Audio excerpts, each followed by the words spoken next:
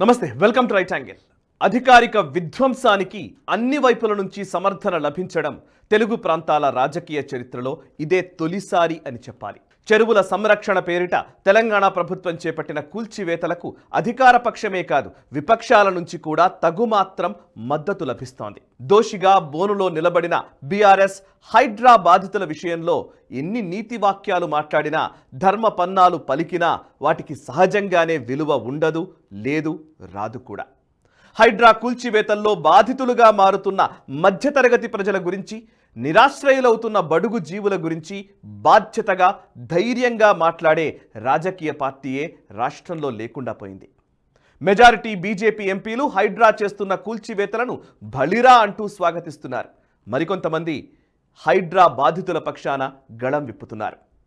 Malkajgiri BJP MP Etela Rajender మాత్రమే నిలకడగా ఒకే వైఖరిని బాధితుల పక్షాన వినిపిస్తూ వస్తున్నారు. ఒక సహేతుక వాదనను నిర్మించే ప్రయత్నం చేస్తున్నారు. గూడు కోల్పోతున్న దిగువ మధ్యతరగతి నిరాశ్రయుల వెతలను బాధ్యత గల పార్లమెంట్ సభ్యుడిగా రాష్ట్ర ప్రజానీకం ముందుంచే ప్రయత్నం చేస్తున్నారని ఈ మొత్తం ఎపిసోడ్ను చూస్తే అర్థమవుతుంది. ఉభయ తెలుగు రాష్ట్రాల్లోని రాజకీయ పార్టీలు, ప్రముఖులు, మేధావులు అందరూ హైడ్రా ఏర్పాటును, అది తలపెట్టిన అక్రమ కట్టడాల కూల్చివేత ప్రక్రియను వేనోళ్లా పొగుడుతున్నారు. మరికొందరు చారిత్రక నిర్ణయంగా అభివర్ణిస్తున్నారు. నిజమే, అక్రమ నిర్మాణాలను నిర్దాక్షిణ్యంగా నేలమట్టం చేయాల్సిందే, చెరువులను, సరస్సులను సంరక్షించాల్సిందే, నాలాల ఆక్రమణను నియంత్రించాల్సిందే. అయితే ఈ మొత్తం కూల్చివేత ప్రక్రియలో ఇంగితానికి పనిచెప్పి నిరుపేదల ఇక్కట్ల గురించి కూడా ఏమైనా పట్టించుకున్నామా లేదా అనేది బాధ్యత గల ప్రభుత్వాల విధి. మధ్యతరగతి ప్రజలు తమ కష్టార్జితంతో అణా బేడా కూడబెట్టి నిర్మించుకున్న ఇళ్లను కూల్చేస్తున్నప్పుడు వారి తదనంతర జీవితం ఎట్లాగో కూడా ఆలోచించాల్సిన పూచి పాలకులదే అని గుర్తించాలి. పైగా రేవంత్ రెడ్డి నాయకత్వంలోని కాంగ్రెస్ ప్రభుత్వం తనకు తాను ప్రజాప్రభుత్వంగా కితాబు ఇచ్చుకున్నప్పుడు మరింత జవాబుదారీగా మెలగాల్సిన అవసరం ఉంటుంది. హైడ్రాను ఏర్పాటు చేయడంలో ప్రధాన ఉద్దేశం డబ్బు గల వారి అక్రమాలను వెలికి తీయడానికే అనే అభిప్రాయం కలగొచ్చు. కానీ ఈ వాదనని కొంచెం లోతుగా పరిశీలిస్తే అది చాలా లోపభూయిష్టమైందని మనకు అర్థమవుతుంది. అదెలాగో వివరించే ప్రయత్నం చేస్తాను. పర్యావరణం దెబ్బతింటే భవిష్యత్ తరాలు ప్రమాదంలో పడతాయి అనడంలో సందేహం లేదు. కానీ హైడ్రా కూల్చివేతల పర్వం పర్యావరణాన్ని, భాగ్యనగరంలోని చెరువులను, సరస్సులను కాపాడుతుంది అనుకోవడం పెద్ద భ్రమ. 1961 నుంచి మహానగరం వేగంగా విస్తరించడం మొదలుపెట్టింది. 1961లో కేవలం 14 లక్షల జనాభా ఉంటే 1981 నాటికి అది కాస్త 40 లక్షలకు పెరిగింది. 1991 నుంచి నగర విస్తరణ, జనాభా రెట్టింపు కావడం అనేది ఊహకందని వేగంతో పెరిగింది. దేశంలోని అనేక రాష్ట్రాల నుంచి ఉపాధి కోసం ప్రజలు పొట్టచేత పట్టుకొని నగరానికి వచ్చారు. అట్లా నగరం పెరుగుతున్న క్రమంలో చెరువులు, నాలాలు అన్నీ ఆక్రమణకు గురవుతూ వచ్చాయి. ఈ ఆక్రమణలకు ప్రభుత్వం కూడా అనుమతులు ఇస్తూ పోయింది. అన్ని రకాల పట్టాలను, ఎన్ఓసీలను జారీ చేసింది. బాజాప్తాగా ఆస్తి పన్ను వసూలు చేసింది. కొన్ని తరాలు గడిచిపోయిన తర్వాత ఇప్పుడు తాపీగా 5 దశాబ్దాల తర్వాత వారందరినీ రాత్రికి రాత్రి బేదఖలు చేస్తానడం న్యాయమేనా? మహానగరంలోకి ఉపాధి కోసం వస్తున్న మధ్యతరగతి, దిగువ మధ్యతరగతి, పేదల అవసరాలను ఆసరాగా చేసుకున్న భూబకాసురులు తాము ఆక్రమించిన భూములను వారికి అంటగట్టారు. ఈ భూబకాసురులకు ఆనాడు ఎంసీహెచ్గా పిలిచే మున్సిపల్ కార్పొరేషన్ అడ్డగోలుగా అనుమతులనిచ్చింది. రిజిస్ట్రేషన్ చేసే రెవెన్యూ అధికారులు డబ్బుకు కక్కుర్తిపడి పట్టాలిచ్చేశారు.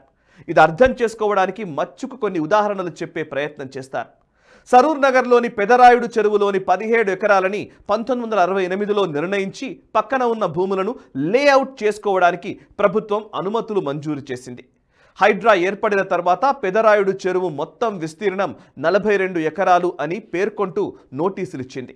ఈ 42 ఎకరాల్లో 1968లో ప్రభుత్వం అనుమతులిచ్చిన 17 ఎకరాలు కూడా ఉంది.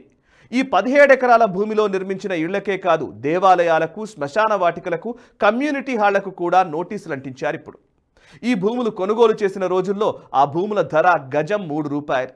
కూకట్పల్లిలోని నల్ల చెరువులో అప్పటి రికార్డ్స్ ప్రకారం 19 ఎకరాలు మాత్రమే ఉంది. మధ్యలో సర్వే చేసి 27 ఎకరాలని తేల్చి రికార్డుల్లో ఎక్కించారు. నల్ల చెరువులో కేవలం 7 ఎకరాల 36 గుంటలు మాత్రమే ప్రభుత్వ భూమి ఉంది. మిగిలినవన్నీ బాజాప్తా పట్టా భూములే. గతంలో నల్ల చెరువు మత్తడిలోనే ప్రభుత్వం కమ్యూనిటీ హాలు కట్టి నిబంధనలను ఉల్లంఘించింది. ఈ భూములను యజమానుడు కొంతమంది లీజుకిచ్చుకున్నారు. గ్రామాల్లో ఉపాధి లేని యువత నగరానికి వచ్చి బతికేందుకు లీజుకు తీసుకుని తమ వ్యాపారం చేసుకుంటున్నారు. హైడ్రా పుణ్యాన వారంతా ఇప్పుడు రోడ్డు పాలయ్యారు. అల్వాల్లో 56 సంవత్సరాలుగా ఉంటున్న 200 మందికి హైడ్రా నోటీసులు ఇచ్చింది. అటు ఉమ్మడి ఆంధ్రప్రదేశ్లోని శ్రీకాకుళం నుంచి వచ్చి బోయిన్పల్లిలో స్థిరపడిన 200 మంది పేద ప్రజలకు నోటీసులు ఇచ్చారు. మాదాపూర్ సున్నం చెరువు FTL పరిధిలో ఉన్న నిర్మాణాలను హైడ్రా అధికారులు కూల్చివేశారు. సున్నం చెరువు వద్ద పేదల ఇల్లు కూలగొట్టి సామాను బయట పడేయడంతో వర్షంలో తడుస్తూ రేకులు అడ్డం పెట్టుకుని వారు తలదాచుకున్న హృదయ విదారక ఘటన కేవలం 2 రోజుల క్రితం నాటిదే. మార్మూల గ్రామాల నుంచి నగరానికి వచ్చి జీవనోపాధి కోసం ఎవరిపై ఆధారపడకుండా పనులు చేసుకునేవారు లక్షల సంఖ్యలో ఉన్నారు. 50 ఏళ్ల క్రితం కొనుగోలు చేసిన స్థలాలను వాటి యజమానులు ఉపాధి వెతుక్కుంటూ వచ్చిన వారికి తక్కువ మొత్తానికి లీజుకిస్తున్నారు. రేకుల షెడ్లలో టెంట్ హౌస్ సామాగ్రి పెట్టుకున్నవారు, క్యాటరింగ్ సామాగ్రి ఉన్నవారు, ఫ్లెక్సీలు తయారు చేసే కేంద్రాలు ఏర్పాటు చేసుకున్నవారు ఉన్నారు. చెరువు FTL స్థలం అని తెలియక యజమాని వద్ద కిరాయికి తీసుకున్న వాళ్ళు ఉన్నారు. సొంత ఖర్చులతో రేకుల షెడ్డును నిర్మించుకొని దానికి ఆస్తి పన్ను కట్టించుకుంటున్న పరిస్థితి ఉంది. నల్లా విద్యుత్ కనెక్షన్ ఇవ్వడంతో ప్రతి నెలా బిల్లులు చెల్లిస్తున్న వారు ఉన్నారు. ఒక్కసారిగా హైడ్రా అధికారులు వచ్చి ఆ నిర్మాణాలను కూల్చివేశారు. దీంతో జీవనోపాధి కోసం నిర్మించుకున్న గూడు నేల కొరగడంతో ఆ కుటుంబాలన్నీ వీధిన పడ్డాయి. బాలానగర్లోని హస్మత్పేట్ చెరువులో మధ్యతరగతి ప్రజలు, పేదలు దశాబ్దాలుగా ఇళ్లు కట్టుకుని నివసిస్తున్నారు. కూకట్పల్లి సమీపంలోని సున్నం చెరువు, నానక్రామగూడలోని మేడికుంట చెరువు, గౌలిదొడ్డిలోని గోసాయికుంట చెరువు, చందానగర్ సమీపంలోని పెద్ద చెరువు, నల్లగండ్ల సమీపంలోని నల్లగండ్ల చెరువు, దుర్గంలోని మద్దల చెరువు, ఇలా అనేక ప్రాంతాల్లో 13 సరస్సుల్లో దశాబ్దాలుగా నివాస ప్రాంతాలున్నాయి. పీర్జాది గుట్టలోని పెద్ద చెరువు, ఉప్పల్లోని నల్ల చెరువు, దుండిగల్లోని చిన్న దామెర చెరువు, కూకట్పల్లిలోని అంబర్ చెరువు, చిన్నరాయిను చెరువు, బోయిన్ చెరువుల్లో కొన్ని లక్షల మంది ఆవాసాలు ఏర్పాటు చేసుకున్నారు. హైదరాబాద్, మేడ్చల్, మల్కాజ్గిరి, సంగారెడ్డి, మెదక్, రంగారెడ్డి, సిద్దిపేట, యాదాద్రి భువనగిరి జిల్లాల్లో 2551 చెరువులున్నాయి. వీటన్నిటి పరిస్థితి సుమారు ఇలాగే ఉంది. హైదరాబాద్ శివారు ప్రాంతాల్లో భూముల ధరలు పెరగడంతో చెరువు స్థలాల్లో వెంచర్లు వెలిశాయి. అంబర్పేట్లోని బతుకమ్మ కుంటను ఇప్పుడు మళ్లీ యథాతథ స్థితికి తేవడం సాధ్యమవుతుందా?